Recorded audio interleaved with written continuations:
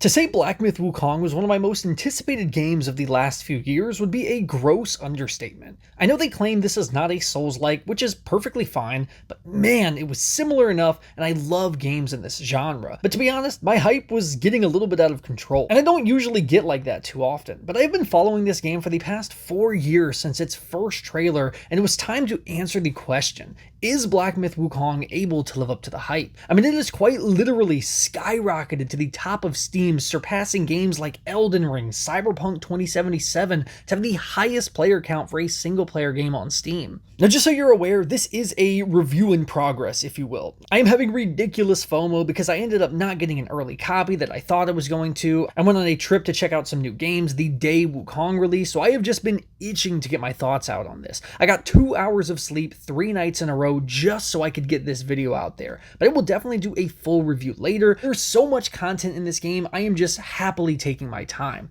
And after 20 hours in Black Myth Wukong, guys, I think we have a banger here.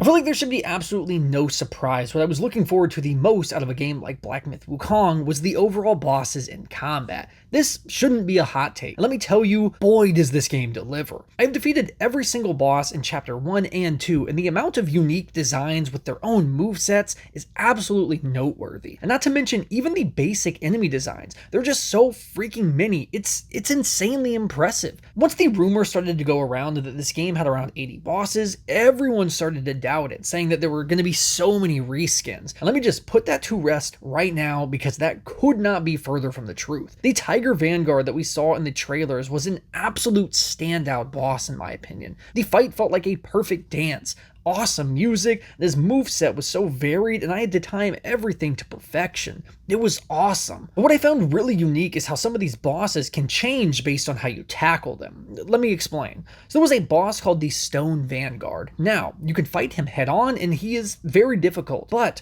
right next to him is a pile of rocks. And if you do this side quest to unlock this rock, he actually turns into a boss. Then it goes full Godzilla vs. Kong, and they actually fight each other. And one of them literally got suplexed. And in Chapter 2, you also fight 2 bosses at the same time, and depending on which one you defeat first, it will have a different outcome on the next boss at hand as well. I find this so cool, and I really hope this trend continues throughout the game because it makes things so interesting. Now to dive into some of the combat, this thing rocks. It absolutely plays like a Souls game, but what I did not expect is how many upgrades and skill points there were, along with combos. And man, are these satisfying. So you have your primary staff, and it has 3 stances: Smash, Pillar, and Thrust, all of which can be changed by the D-pad mid-combat and can be upgraded thoroughly. You hit enemies with light attacks to charge up focus points and utilize heavy attacks. What is really cool is if you already have focus points built up, you can combo some of these and even do different moves. Now that is just the basics of your staff. That's not even getting into the magic like Cloud Step, the Pluck of Many, and all the different transformations. You have 2 different kinds, which I think is important to notate, and as of right now, you can only have 2 equipped. One of which is a super simple attack that will go by fast, and the other is where you have an all-new health bar and a timer, and you can actually control this character and attack as them. Both of these add such great elements to the overall gameplay loop, and if anyone said this combat got boring, I don't know what to tell you. Basically, what I'm getting at here is if you were looking for a great action game with awesome, addicting combat with tons of boss variety, I think this is going to more than satisfy you. I cannot emphasize enough how awesome it is so far, and I imagine it will continue to impress throughout the rest of the game. Now, this game is also fairly linear. Yes, in my opinion, there is nothing wrong with that. I do not believe every game needs to be 1,000 hours, an open world with unlimited quests, but it is important to notate that Chapter 1 is what I would consider extremely linear, maybe even off-putting to some. Now 2 opens up much more. Tons of hidden bosses, secrets, and even some side quests where I found to be very enjoyable. Funny enough, some of the coolest bosses in this game so far are completely hidden, which I think is a blast. Now there's also the idea that this game is a boss rush, and while I do not see that 100%, I do see some truth to it. You are always working towards one, and there was about 15 just in the second chapter, which is crazy. But to be honest, I don't really understand why that's being taken so negatively. This game isn't Elden Ring, it was never once trying to be Elden Ring. If these were dull bosses and boring combat, that'd be one thing, but it's not. They're so unique and so fun, and I've never gotten tired of fighting any of these bosses at any point in time. And again, things open up so much more after chapter 1, I think there is more than enough variety for you.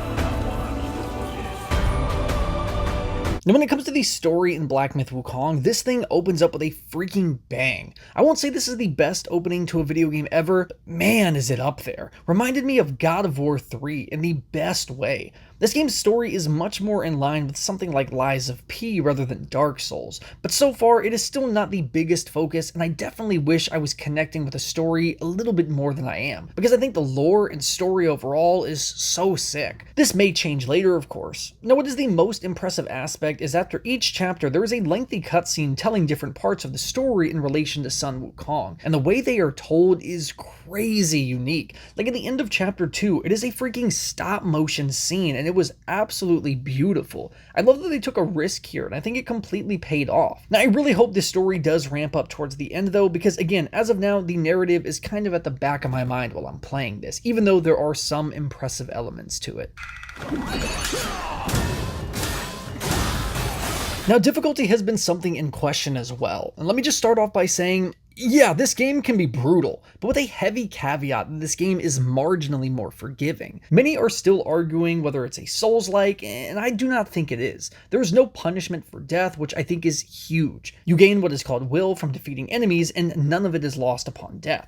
Checkpoints are very close to bosses, and the amount of potions and abilities are able to give you such a leg up. Again, I'm not saying this game is easy because there have been some real challenging bosses that have tested my patience. But I think even people who are not a fan of Souls-likes can find enjoyment here with the right amount of patience. And I'm also wondering if this is going to get marginally harder towards the end, so I guess we will see as well. Now, when it comes to performance, I have tested this both on my PC and PS5, and it should go without saying this ran marginally better on my PC. Now, a lot of people were getting worried because no PS5 reviews were going out, but I can absolutely confirm this is nowhere close to a Cyberpunk situation or completely broken, but it does need some work. I can only play in performance mode, which targets about 60 FPS using frame generation, and I believe there is a noticeable dip in visual quality, and it can still absolutely stutter during some transformations or even some heavy fights. On my PC, mind you, which I just built, has a 4070 Super and a Ryzen 5 5600 and 32GB of RAM. I was able to run this at 1440p on high settings, pretty easily hitting 120 FPS. And again, the visuals were marginally better. I say if you have a PC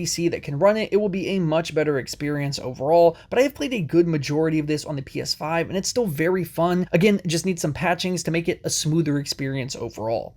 I saw many people who got early review codes, like IGN specifically, saying it was riddled with bugs. And I've not even remotely come across this issue, no hard crashes, anything like that so far. Again, this can potentially change later on, but it has been running very well so far. My only other minor gripes I have about this game are some of the invisible walls and the camera movement at times. Again, I am perfectly fine with linear, but there are some walls where it is really puzzling, like why you can't jump over it. All in all, even with monstrously high expectations, Black Myth Wukong is shaping up to be one of my favorite games of 2024, and I am just so happy to see how freaking well it is doing. As of right now, it was just announced that they have sold 10 million copies in 3 days. That is insane numbers, and I couldn't be happier to see this kind of success from a single player game and a new studio at that. This game also could have been an easy $70 title, so the fact that this remained a $60 title is, I think, super cool. I think Black Myth Wukong is absolutely worth picking up day one if you like these kinds of games, and I cannot wait to give my full thoughts once I finish it. Let me know in the comments how you're liking Black Myth Wukong, and make sure to subscribe so you can see the full review when it drops.